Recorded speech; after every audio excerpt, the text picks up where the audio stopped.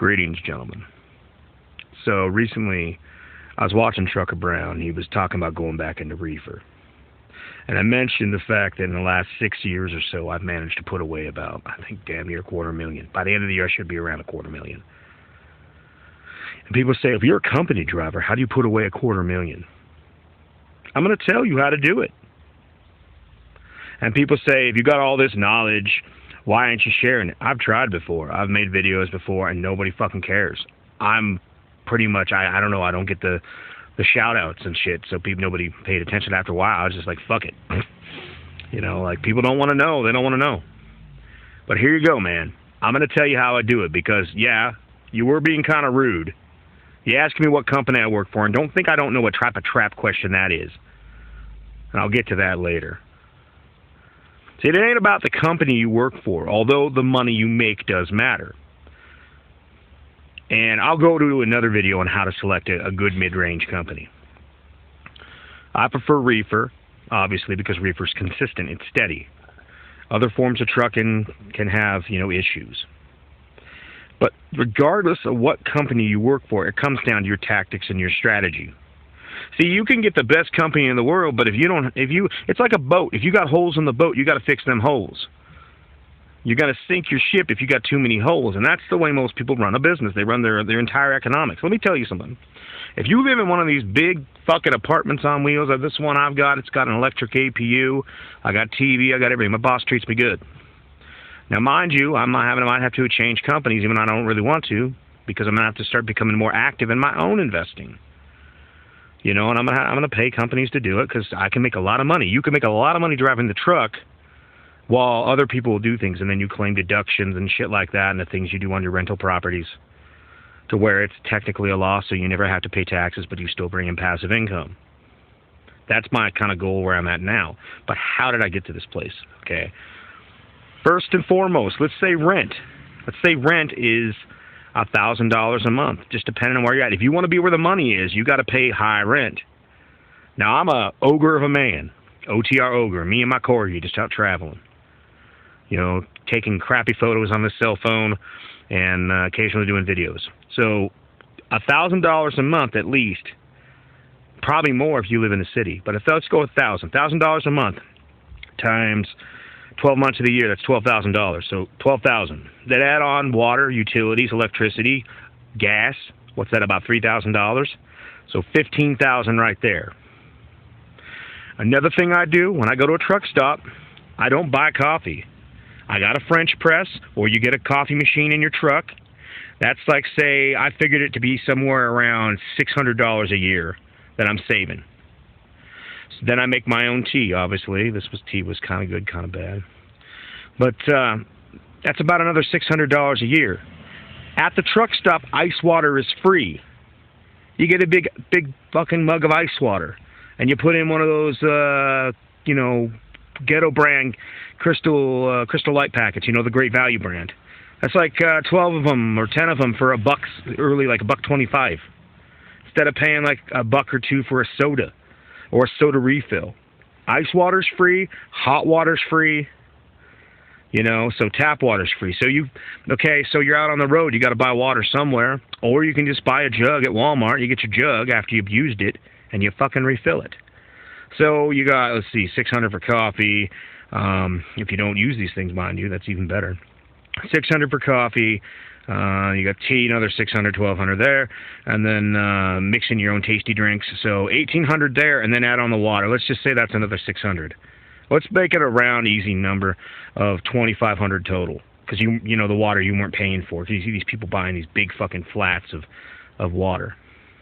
So, okay, $15,000 from the house that you're not living in, or if you have a house, rent it out to somebody else, and then $2,500 there. So we're up to $1,725. Then add up what people pay in car payments. How much you paying for your car? Okay, so right there, is that $2,000? Is that $3,000? Okay, so let's go with $3,000, because people like to, live at large. They want to prove to everybody that they're worth a shit. That's the biggest problem. That's where a lot of the problems step in. So now you're up to what? $20,500, somewhere around that. Throw on insurance, what's that costing you per year? Another, $500, $250 to $500. Depends on what you drive. Now imagine you just went out and bought a good used vehicle. You bought because you're only back at the yard once in a while. And like me with this electric APU, I basically live in this truck. I travel all over the country and see all sorts of things. So, let's see, the fuel that you're not spending, going back, like these people talk about day cab, and this is why I don't believe in it. I got to pay rent for a house with utilities, or live in a van on the streets. I've done this. I paid off my first property by moving garbage for a living and living in a giant van on the West Coast. And then basically, after that, I said, fuck it, I want to do driving truck. But so you figure gas, what is that, a couple thousand a year? So now we're up to what? So let's see, house, 15,000, mixing your own tasty drinks, there's $1750, car payment that you're paying, what is that, $3,000, $2,000 to $3,000. So we're up to 21, so figure in insurance or something, so let's say 21. So what, $2,000 in gas or more? So you're up to 23,000. Then we get down to food. If you can do it, I have actually lived on, this is when I lived on the West Coast, when I was bumming for a while, because I was like, I got done paying the house, I just fucking drifted out. I was like, got in my van, it was just, I'd go out fishing, I'd go foraging for food. I've lived off fucking like $5 to $10 a week. Now out here, beans and rice. You got an inverter, you get a couple crock pots, and you bolt them down, you go to Walmart, they're like $10 a piece. Get like a 2,500 watt to a 3,000 watt inverter. Crock pots take next to no energy. And while you're driving down the road, you got one that's full of like rice, put a little meat in there, and maybe a can of spinach, and add the beans over here. Black beans are really good. Actually, pintos are a better deal, but I like black beans better.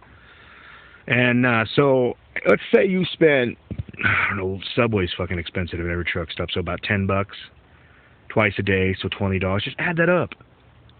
I'm gonna bet just at least you can save as a single driver out here, even as a company driver, about $25,000 per year just in what you weren't pissing away. Okay, then people say, well, what about when you get home?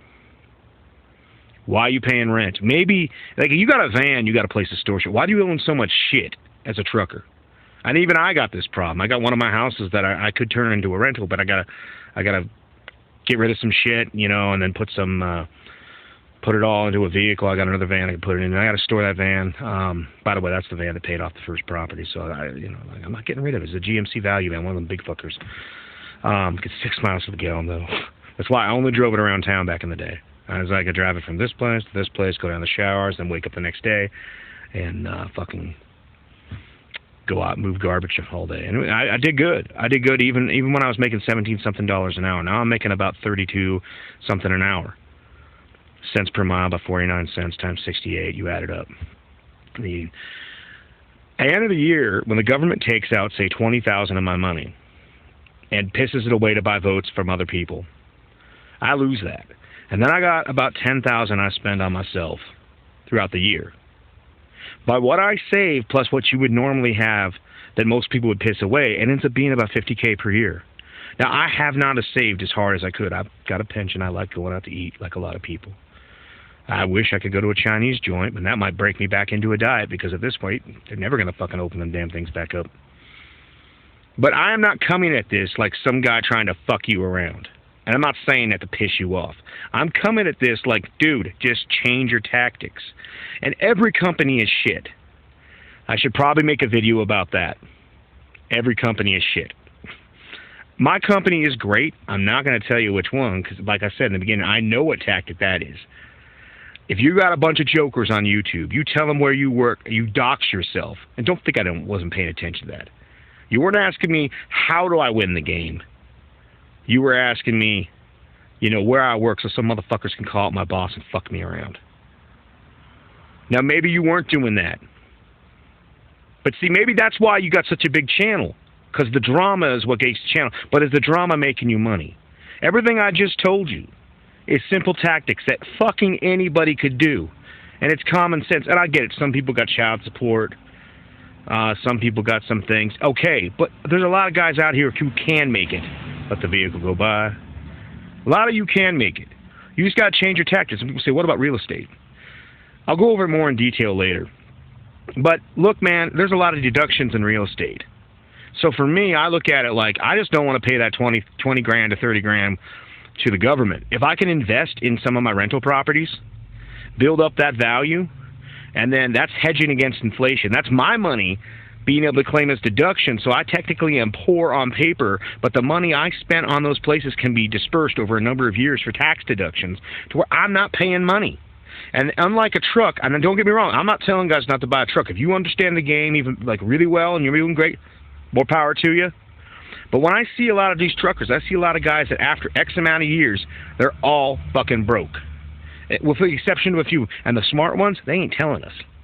I'm telling you how to save money so you can get seed money if you want to buy your own truck.